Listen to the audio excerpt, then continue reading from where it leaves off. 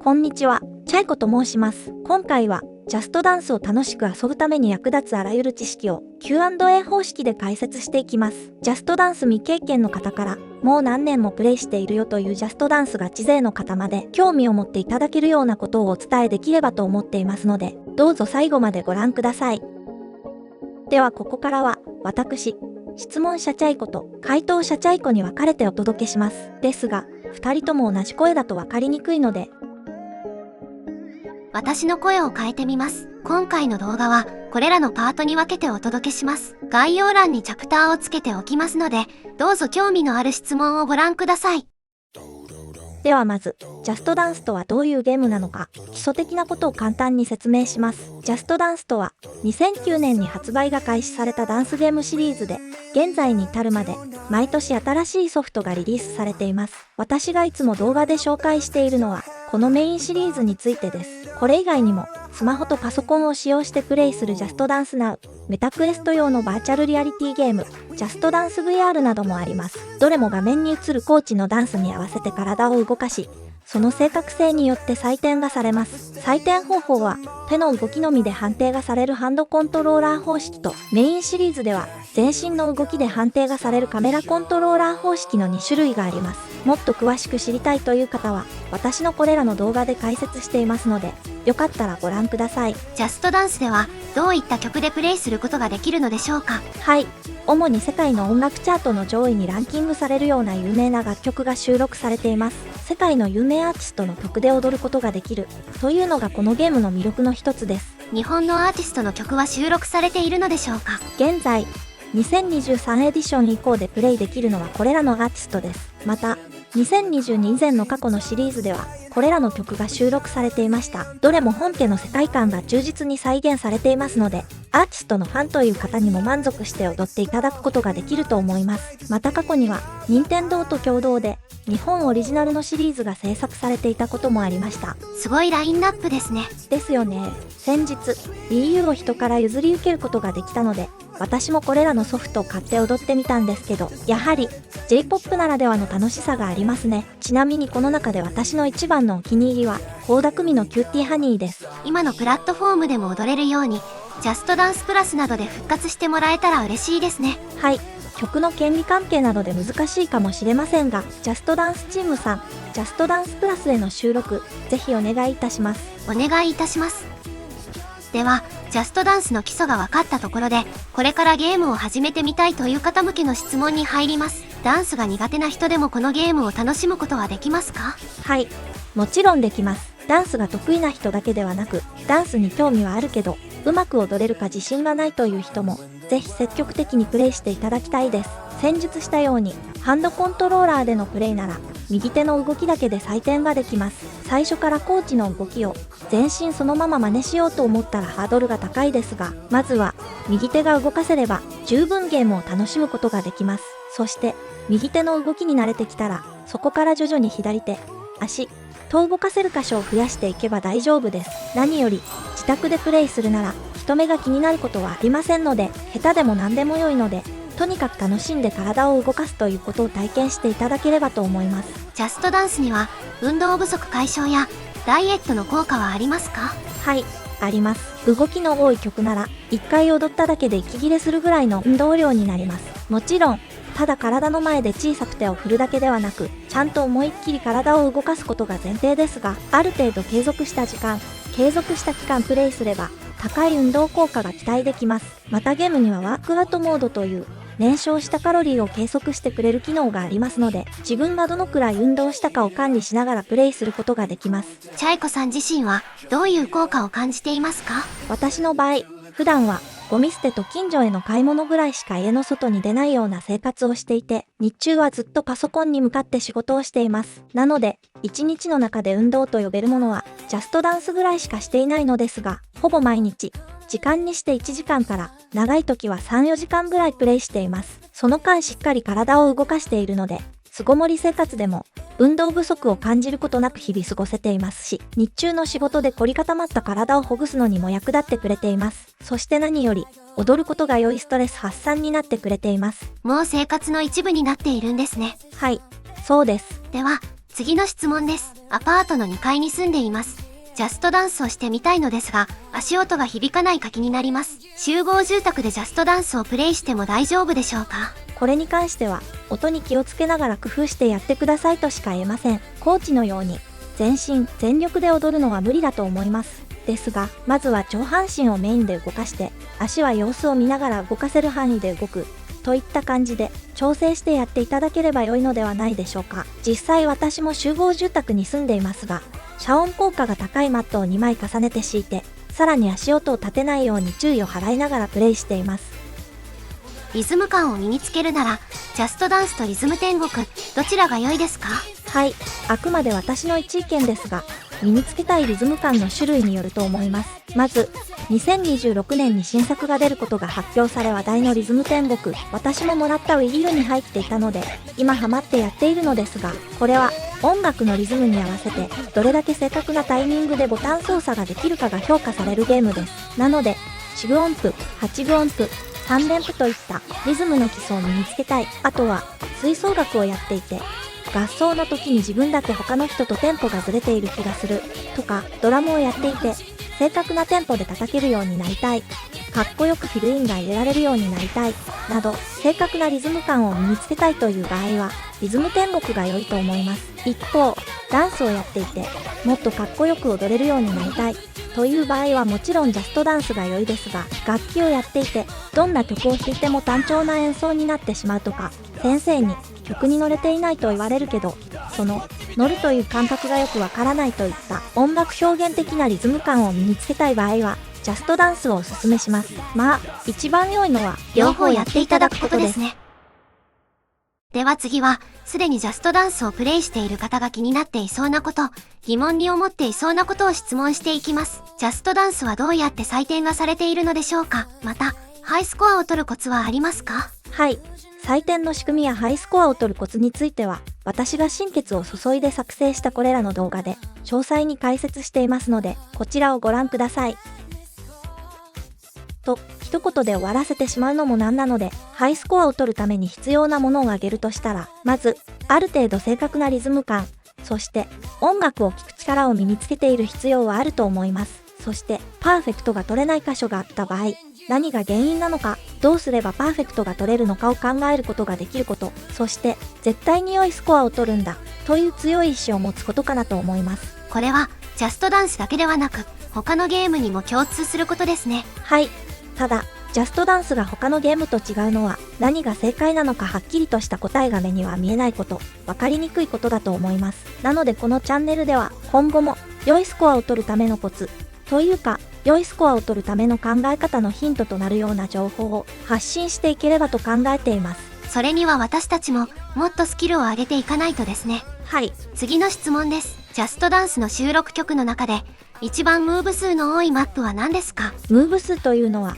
採点の対象となる動きの数のことですね。以前ソングリストの動画を作成した際に全てのマップの情報を一覧表にしたのですが、その時にハンドコントローラーでプレイした場合のムーブ数についても調査しました。チャイコさん、これ一曲一曲全部調べたんですか？はい。なかなか頭のおかしいことしてますね。自分でもそう思います。複数コーチがいるマップの場合は一部のコーチのムーブ数しか調べられなかったのですが、さすがに全部は調べきれないですね。調査した中で一番大きかった数字をそのマップのムーブ数としました。そして2023から2025エディションおよびジャストダンスプラスに収録されている601マップのムーブ数を集計してグラフにしてみました。130から150あたりが多いですね。そうですね。私個人の感覚としては180以上だと多い、110未満だと少ないなと感じます。で、先ほどの質問の回答ですが、ムーブ数が多いトップ10はこちらになります。おう、やはりというか、一番はラスプーチンなんですね。はい。ムーブ数289。これは平均的なマップの2倍の数字です。曲の長さも約4分と長めなので、最後まで踊り切るのはなかなか大変ですが、動きはシンプルで覚えやすく、歴代の収録曲の中でもとても人気が高いマップです。数年前に TikTok でもこのラスプーチンダンスが流行っていたみたいですね。どうやらそうみたいですね。ジャストダンスの代表曲の一つとも言えるマップですので、まだ踊ったことがないという方は、ぜひ一度挑戦してみてください。では逆に、一番ムーブ数の少ないマップは何ですか？はい。ムーブ数が少ないトップ10はこちらになります。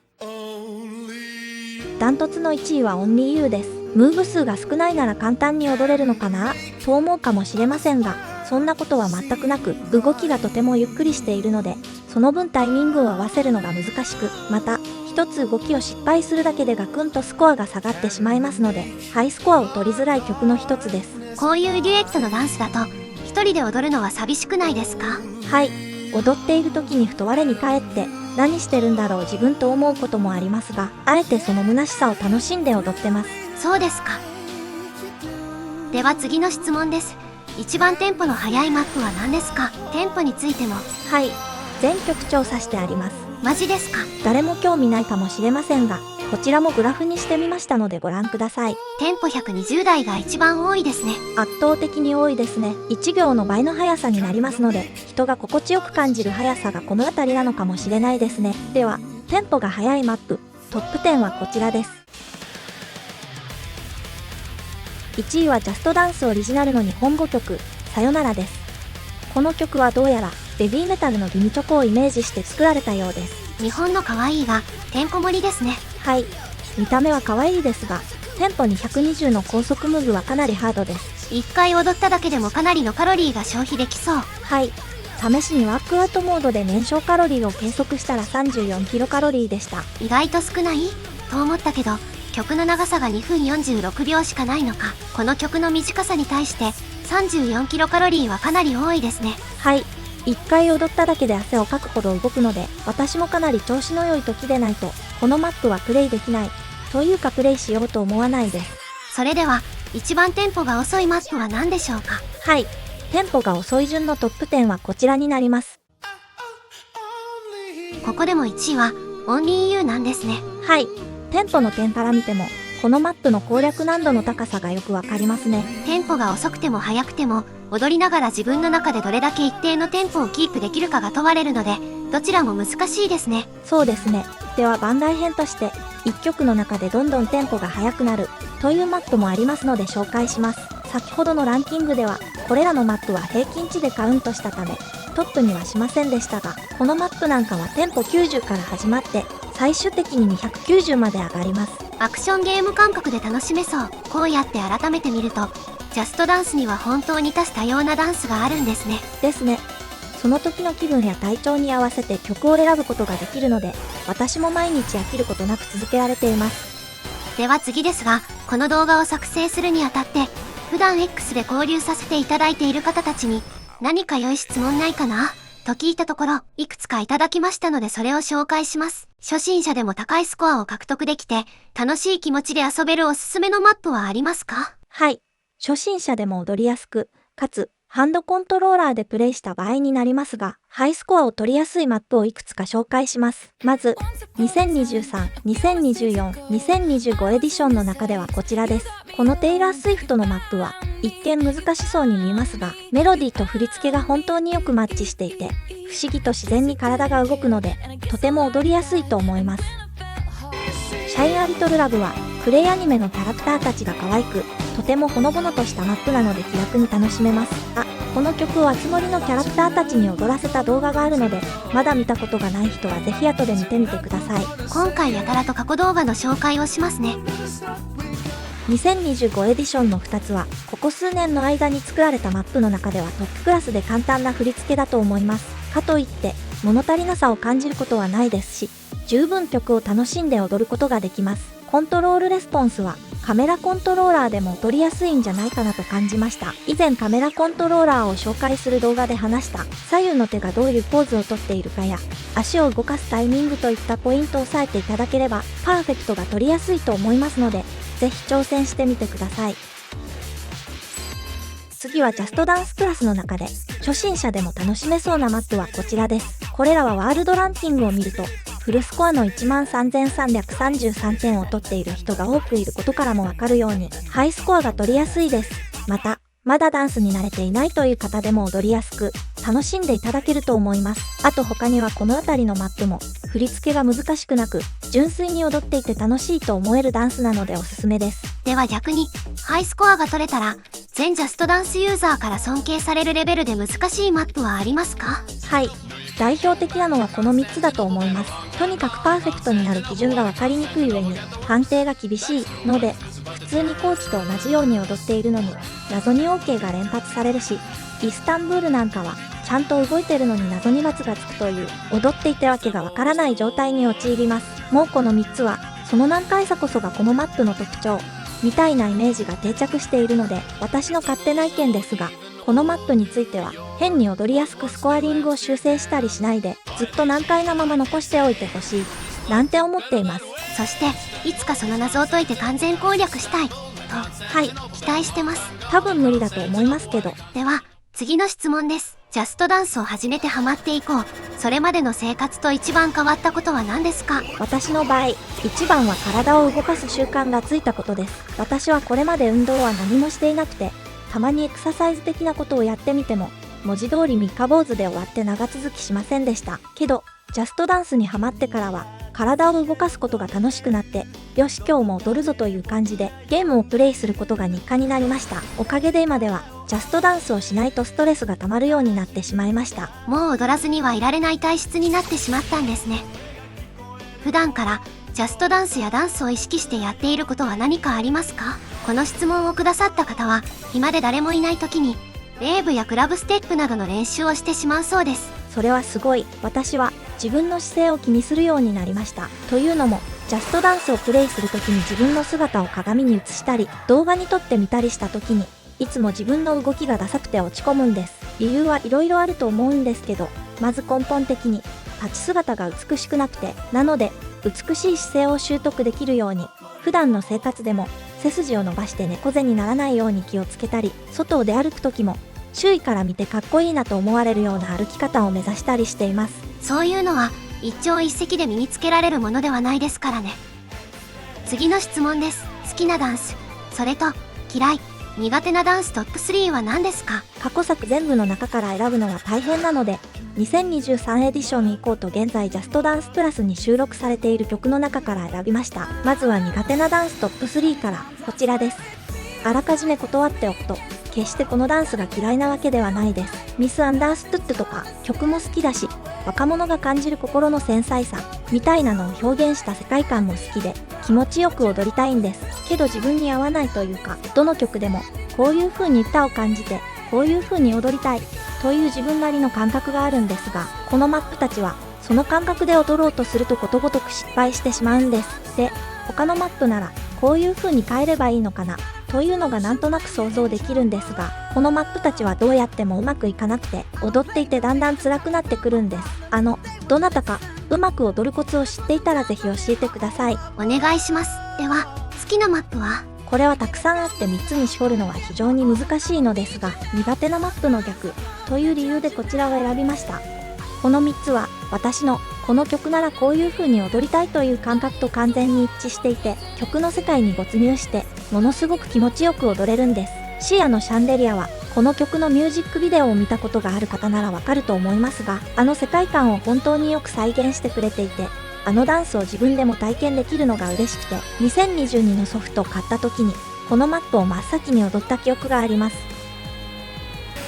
マネスキンのビギンはまず感動的と言っていいぐらいに音楽と振り付けが合っている。そして最近のマップは力を入れて動くと判定が下がることが多くて、意識的に手を柔らかく動かすようにしているのですが、このマップは力強くスピード感を持って動かないと振り付けについていけず、一切の手加減なく全力で踊ることができるのが本当に気持ちよいんです。こういうマップもっと増やしてほしいと思います。そして K3 のウォータバルはとにかく踊っていて楽しい。子供の頃、テレビに映るアーティストに合わせて無邪気に踊っていたような感覚で楽しめて、もうなんか無条件で楽しいんです。チャイコさんは子供の頃どんな曲で踊っていたんですか？年齢がものにバレるので言いません。そうですね。キューティーハニーではないということだけは言っておきます。では質問は以上です。少しは役に立ったよとか面白かったよと思っていただけたなら幸いです。私たちは動画制作に関してまだまだ未熟ですが、今後もジャストダンスに関する役立つ情報を発信していきたいと思っていますので、ぜひまた見てください。今回もご視聴いただきありがとうございました。また次の動画でお会いいたしましょう。